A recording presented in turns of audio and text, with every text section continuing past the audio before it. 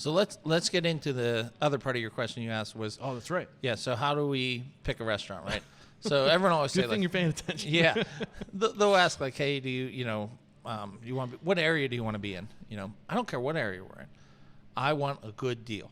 Ah, that's right. That's what I want. I want a good deal. So what I look for is. I'm so happy you're going back here because this is really interesting to me. Yep. Keep going. Okay, so if I go into a restaurant to look at it and a guy says, I say, why do you want to sell it? Oh, I've been doing this 20 years. I want to move to Florida. Okay, I don't really need to look at this. What? You don't, because he wants a ton of money for it. I want to retire. Yes, I want to walk in and say, hey, why do you want to sell it? And he said, you know what?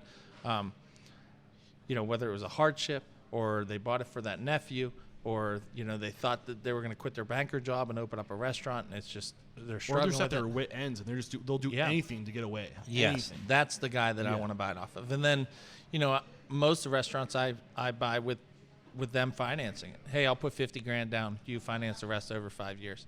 And they're like, oh, no, I won't do that. Well, in 6 months, if you still need to sell your restaurant, call me. Yeah. I'll get that phone call. Yeah, 3 months, I'll get that phone call. Yeah. Hey, you think you can do 75 and the rest of them? Well, I'll come talk to you. Hey, the 50 is what I can do. So the value that you're adding is the exit. Yes. Is being able to walk away with, no strings attached aside from, paying you back. Absolutely. Yeah. Yep. Awesome. So how do you find these places? What are the criteria that they meet to, like, what are the boxes you're checking as you're going through? Okay. So first box is hardship, right? Second box would be it used to be something. So it doesn't matter what this store was the last 5. Like this one that we're in is a perfect example. This was Irish bar. I don't know what the heck was in here, and then it was a steak. This was an Irish bar at one time. Yeah, okay. Totally picking up on that. Okay, so it was an Irish bar, then it was like something, and then it was a steakhouse, right? Gotcha. Now before all that, it was the Gold Rush in like the 90s. Okay. People loved the Gold Rush. They always went to the Gold Rush.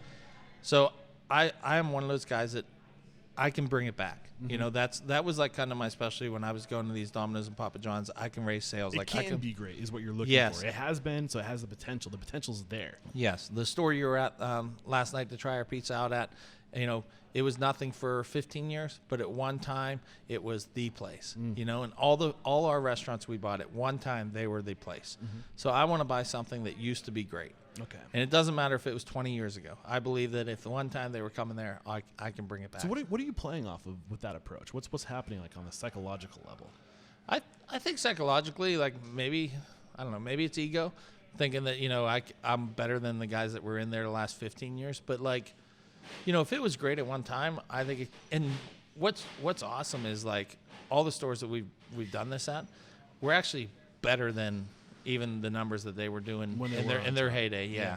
What I'm thinking is like, there's going to be a demographic, a certain type of person that was going to that restaurant when it was in its heyday, and there's a little bit of nostalgia there, right? Yeah. And maybe they miss it. Maybe they want to come back. And when they see that something else goes in there, they're like, oh, all right, this is, our spot is back, right? So maybe, I wonder if that plays into it at all. Well, Pittsburgh's one of those cities, too, that, like, if you were like, hey, how do I get to the Turnpike from here? And I'd say, well, where the Kmart used to be, or whatever it is. Like, that's just how Pittsburgh is. It's all off of, like, what used to be there. And, like, it doesn't matter that, like, when people would come in, like, oh, yeah, we came here when it was the Gold Rush. I'm thinking, well, where did you go the last 15 years? You know what I mean? Like, but that's just the way it is here. So I think that's what I look for, is I look for that place that used to be something. Yep, the hardship used to be something. Any other things that are meeting your criteria? It's got to be cheap. Got to be cheap. Yeah, I'm not going to go somewhere where I have to be able to pay it off in 5 years. I have to know that, okay, if it's a $4,000 payment or a $2,000 payment for the next 5 years, like I can pay that. I can't go somewhere where it's going to be $1 million. As our brand has gotten bigger, we've had real estate guys approach us, and they like take us to like this beautiful beautiful place they're going to build, shopping center, and we're going to put you on the corner lot, and it's going to be beautiful, and your rent's going to be $14,000. And I'm like, my highest rent's $4,000. Yeah. Not going to happen. That's not me. I'll pick off a little suburb where we can buy someone else's stuff. We can come in, we can rehab it real quick.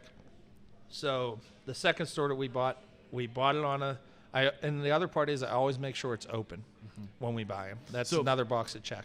I think the other box that I'm picking up here is like it's turnkey. Yes. You can because you do these turns, and this is something we haven't talked about, in 4 days. You can't be delivering, pizza ovens in and getting things installed. Like, it's turnkey. Right. So, what we try to do is make sure they're open. And I write right into the deal that they stay open till we leave. So, they close on a Sunday, we open on a Monday. And if all the licenses and everything works out, we can flip it in the 4 days. Like this one in particular, we flipped it in a month and a half, but it really was all permits. Yeah. Yeah. So one question I have, when you're flipping things that fast, how do you stay consistent operationally? Because you might have different ovens that cook differently, or those different variables. Are there variables that we need to be aware of if we're trying to turn and stay consistent? Well, I think what we've done really well is we hire in advance. So we maybe know that we're going to open a restaurant. So we're like, you know what, we're going to hire, and I eat that salary of people that I'm paying. I may hire like a whole entire restaurant, and then we'll put them into the other restaurants and have them train for a month. So that when we do get here, it's like they're like, oh, I'm at my restaurant, and they walk in, and it's like they already know how we do things because they've been training for the last 30 days. Yeah. So I think that's how we stay consistent. I think the other part is, having the regional guy that comes in, and we're making sure the recipes are all the same, and we're just teaching. And as those guys are training, we don't just bring them in and leave them alone. Like a lot of times people just, like our training, we have a packet for every single position that you work from. If you're a hostess, you have 25 things you have to train on. If you're a bartender, you have 50 things you have to train on. If you become a shift leader, there's a shift leader packet. If you're a kitchen manager, there's a kitchen manager packet. General manager packet. Like there's all these packets, and we work everybody through all these things before we open a restaurant. Yeah.